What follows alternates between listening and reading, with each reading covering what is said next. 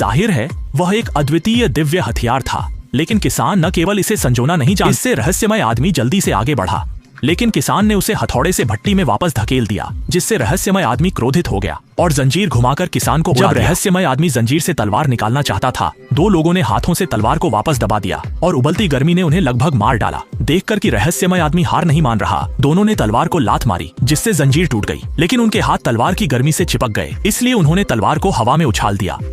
जब वे तलवार लेने जा रहे थे, किसान ने उन्हें धकेल दिया और तलवार फिर किसान के हाथों में जाने वाली थी। तब रहस्यमय आदमी ने जंजीर से तलवार खींच ली। जंजीर कटते ही किसान ऊपर से गिर पड़ा। इस स्थिति में रहस्यमय आदमी ने तलवार जोर से चलाई। जहां जहां तलवार गई सारा फर्नीचर कट गया, लेकिन तलवार कठोर भट्टी की ओर उड़ गई। जब वह चिंतित था कि तलवार टूट जाएगी, तलवार भट्टी में घुस गई। कठोर भट्टी में तुरंत बड़ी दरार दिखी और जल्द ही भट्टी में विस्फोट हो गया। तलवार छत पर जा पहुंची। जब रहस्यमय आदमी तलवार लेने वाला था, अचानक दो लोग निकले और उस पर हमला किया। उसने उन्हें पीछे हटाया, लेकिन तलवार किसी और ने ले ली। इससे गुस्से में आकर उसने उसे अटारी से नीचे धकेल दिया। तभी एक वुडांग शिष्य अचानक प्रकट हुआ और उसे बचाया, लेकिन वह आदमी धन्यवाद देने के बजाय उसे हमले से बचाने के लिए धकेल दिया। अच्छा हुआ, शिष्य कुशल था, उसने उड़ते हुए हथियार को वापस फेंक दिया। लेकिन रहस्यमय आदमी अभी भी तलवार नहीं छोड़ना चाहता था। दोनों की लड़ाई में तलवार बाहर उड़ गई। तलवार पाने के लिए उसने जानबूझकर रहस्यमय आदमी को खुद को लात मारने पर रहस्यमय आदमी को पता नहीं था कि वह तलवार के रहस्यमय आदमी तुरंत उसका पीछा करने लगा। उसे जल्दी से तलवार निकालते देखा, लेकिन रहस्यमय आदमी ने एक लात से पवन चक्की तोड़ दी। फिर दोनों घूमती पवन चक्की पर लड़ने लगे, लेकिन वह रहस्यमय आदमी का कोई मुकाबला नहीं था। जल्द ही रहस्यमय आदमी ने उसकी गर्दन पकड़ ली। रहस्यमय आदमी ने जोर से घुमाकर उसे सीधे पानी में फेंक दिया। दोनों को पता नहीं था कि पानी के नीचे कोई छिपा था। जल्दी से अपने बैकपैक फेंक रहे थे। यह देखकर वह आदमी जल्दी से काटने गया। बैकपैक में जहरीला पानी था, जिसने तुरंत उसके बाएं चेहरे को जला दिया। देखकर रहस्यमय आदमी जल्दी से पानी में कूदकर भाग गया। जहरीले आदमी को लोहे के हुक से पकड़ लिया गया। दरअसल छिपे हुए लोग हैशागुट थे। उन्होंने आदमी से तलवार मांगी, पर उसने मरने की कसम खाई। वुडांग ने थ्री गॉर्जेस में उनके क्रूर तरीके देखे और तुरंत उस आदमी को बचाया, पर आदमी ने धन्यवाद नहीं दिया, बल्कि उसे धक्का दिया। तभी और जहरीला पानी फेंका गया।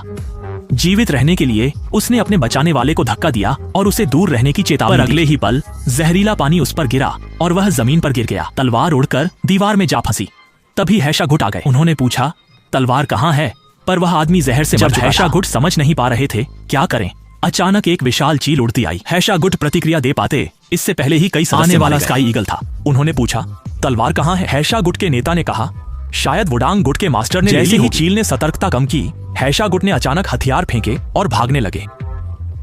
वे मंदिर से निकले ही थे कि विशाल चील ने उन्हें रोक लिया। हैशा नेता ने मुड़कर भागा, लेकिन चील ने उसकी आंखें नोच लीं, जिससे वह लगभग मर गया। उसने जल्दी से चील को बताया कि अगर उसे पता होता कि चील भी तलवार चाहता है तो वह दोनों हाथों से उसे दे देता। लेकिन चील राजा ने उसकी बात पर विश्वास नहीं किया और उसे मार डाला। वहां तलवार नहीं मिली, इसलिए उन्होंने ड्रैगन स्लेयर चाकू को वुडांग वापस ले जाने का फैसला किया। ड्रैगन स्लेयर चाकू को वुडांग वापस लाने के लिए उसने जान जोखिम में डालकर नाव किराए पर ली। नदी के बीच में नाविक कूदकर भाग गया और एक बड़ी नाव उसकी ओर आ गई। यूं तीन नायक बड़ी नाव पर चढ़े। तभी चील राजा आया और चाकू मांगा। यूं ने न सिर्फ इनकार किया, बल्कि चील को बुरा भी कहा। गुस्से में चील ने हमला किया, लेकिन वह यू का मुकाबला नहीं कर सका। जब यू तीन नायक चील राजा को वश में करने वाले थे, चील ने अचानक सिर झुकाया और कई छिपे हथियार यू की ओर फेंके। यू ने हमले से बचा, लेकिन अगले क्षण तीन हथियार उसकी गर्दन में घुस गए और वह बेहोश हो गया। बाद में यू को ड्रैगन गेट डार्ट ब्यूरो भेजा गया। किसी ने 2000 सोने के सिक्के देकर उसे वुडांग वापस भेजने को कहा। वुडांग पहुंचा, वह वुडांग 7 नायकों से मिला। सॉन्ग ने जांच की और पाया कि वह उसका तीसरा भाई था। उसने डार्ट मास्टर को सोना देकर कहा कि वह भाई को इलाज के लिए वापस ले जाएगा। लेकिन जैसे ही वे गए, एक और वुडांग नायक झांग आया, जिससे डार्ट मास्टर को पता चला कि उन्हें धोखा दिया गया था। दूसरी ओर घायल भाई का इलाज करने के लिए उसने क्रूरता से उसका हाथ तोड़ दिया और ड्रैगन स्लेयर चाकू के बारे में पूछा। जब यू ने जवाब नहीं दिया, उसने उसके सभी अंग तोड़ दिए और गाड़ी फेंक दी। सौभाग्य से झांग कुशन ने उसे खोज लिया और तीसरे भाई को वुडांग वापस लाया। जांच से पता चला कि शाओलिन की वज्र उंगली ने उसके अंग तोड़े थे। इसी समय लॉन्गमैन डार्ट ब्यूरो भी वुडांग आया। डार्ट मास्टर ने बताया कि यिन नामक युवक ने उन्हें यू को वापस लाने को कहा था, लेकिन रास्ते में दुर्घटना हुई। झांग कुईशान ने गुस्से में उन्हें पीटा, जिसे अन्य नायकों ने रोका। झांग जनरेन ने शिष्यों को जांच के लिए भेजा कि शाओलिन में किसने वज्र उंगली सीखी थी, जबकि झांग कुईशान उस युवक की जांच करना चाहता था। लेकिन जब वह डार्ट ब्यूरो पहुंचा, उसे पहाड़ से नीचे खींच लिया गया। उसने वास्तव में ड्रैगन गेट डार्ट ब्यूरो के सभी 70 लोगों को मार डाला। अचानक शाओलिन भिक्षु ने उसे देख लिया, जिससे क्रोधित होकर भिक्षु ने तुरंत हमला कर दिया। उसने जल्दी से बताया कि उसने किसी को नहीं मारा, पर भिक्षु ने उसकी बात नहीं मानी और झांग कुईशान पर हमला जारी रखा। जैसे ही वे झांग को पकड़ने वाले थे, अचानक एक पत्थर उड़कर आया और एक भिक्षु को गिरा दिया। झांग कुईशान ने तुरंत कहा कि हत्यारा अभी भी यही है। तभी एक आकृति बाहर भाग गई। झांग ने जल्दी से भिक्षु से छुटकारा पाकर उसका पीछा किया। कुछ देर बाद वह नाव पर यिन नाम की एक महिला से मिली।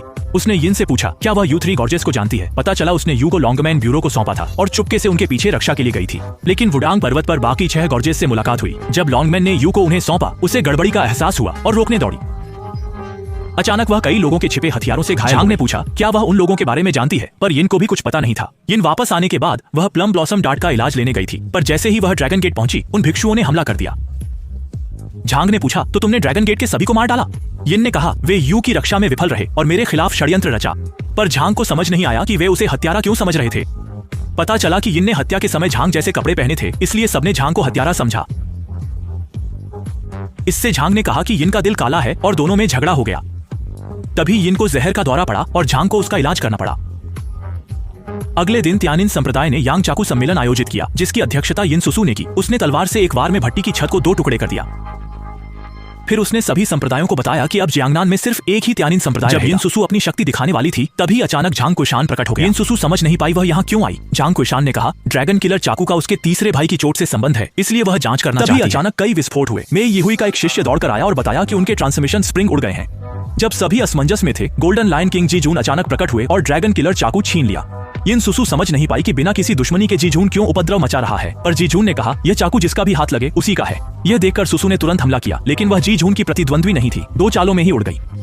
यह देखकर झांग कुईशान ने जल्दी से उसे थाम लिया। जी जून ने कहा वह इस कीमती चाकू को ले जाएगा, लेकिन उसे अनपेक्षित था। जी जून ने उसे झूठी परंपरा का अनुयायी कहा। वह ऐसे दुष्ट लोगों को नापसंद करती थी। उसने वहां यह भी कहा कि उन्होंने कई निर्दोष लोगों की हत्या की है।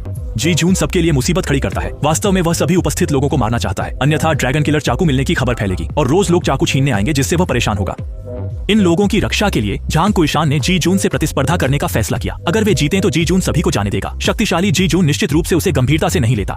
उसने जहाज पर जोर से प्रहार किया। अप्रत्याशित रूप से विशाल जहाज एक क्षण में 2 टुकड़ों में कट गया। हालांकि जी जून इतनी शक्तिशाली क्षमता रखता है, फिर भी झांग कुईशान जी जून को चुनौती देना चाहती है। जी जून ने अनिच्छा से कहा, झांग कुईशान जिसमें कुशल है उसी में प्रतिस्पर्धा करें। लेकिन जी जून को बिल्कुल उम्मीद नहीं थी कि झांग कुईशान कैलीग्राफी में प्रतिस्पर्धा करना चाहेगी। उसने मोटे कविता बोर्ड पर कुछ पंक्तियां बड़े अक्षरों में लिखी। यह देखकर जी जून को हार माननी पड़ी, लेकिन वह केवल झांग कुईशान और यिन सुसु को ही बहस जारी रखना चाहते थे। जी जून ने अचानक दोनों के एक्यूपंक्चर पॉइंट्स पर प्रहार किया और उन्हें हरी प्याज छकने को कहा। फिर उसने कविता गर्जना तकनीक का प्रयोग किया। शक्तिशाली ध्वनि तरंगों ने तुरंत सभी को हिलाकर रख दिया। देखकर कि सभी बेहोश हो गए हैं, जी जून ने जल्दी से आग लगा दी और झांग कुईशान दोनों को बड़ी नाव पर ले गया। धीरे धीरे झांग कुईशान को पता चला कि वे गलत दिशा में जा रहे थे। चीन लौटने की दिशा पश्चिम में होनी चाहिए, लेकिन उनका मार्ग पर लौटना नहीं चाहता था। वह ड्रैगन स्लेयर चाकू का रहस्य जानने एक द्वीप खोजना चाहता था। फिर जी जून ने दोनों को वीरान द्वीप पर साथ रहने को कहा और दोनों को पति पत्नी बनने को कहा। यह सुनकर सुसु का दिल धड़क उठा, लेकिन उन्हें नहीं पता था पूर्णिमा की रात जी जून अचानक पागल हो गया। उसने अचानक हमला कर दिया। कुछ ही देर में नाव के पाल काट दिए। अगले दिन उसने गुस्से में सुसु की गर्दन पकड़ ली। जब वह सुसु को मारना चाहता था, झांग कुईशान ने जल्दी से अपनी तलवार फेंक दी। जी जून के हमले को सफलतापूर्वक रोक दिया। फिर उसने सुसु को अपनी बाहों में ले लिया। इससे जी जून नाराज हो गया। वह तुरंत झांग कुईशान पर टूट पड़ा, लेकिन झांग कुईशान जी जून का प्रतिद्वंद्वी नहीं थी। 2 चालों में ही वह हार गई। जब जी जून ड्रैगन स्लेयर से झांग को मारने वाला था, सुसु ने जल्दी से हथियार फेंककर जी जून की आंखें फोड़ दी। दर्द से तड़पते जी जून ने चाकू से अंधाधुंध वार किए। एक जोरदार वार से उसने नाव को 2 टुकड़ों में काट दिया।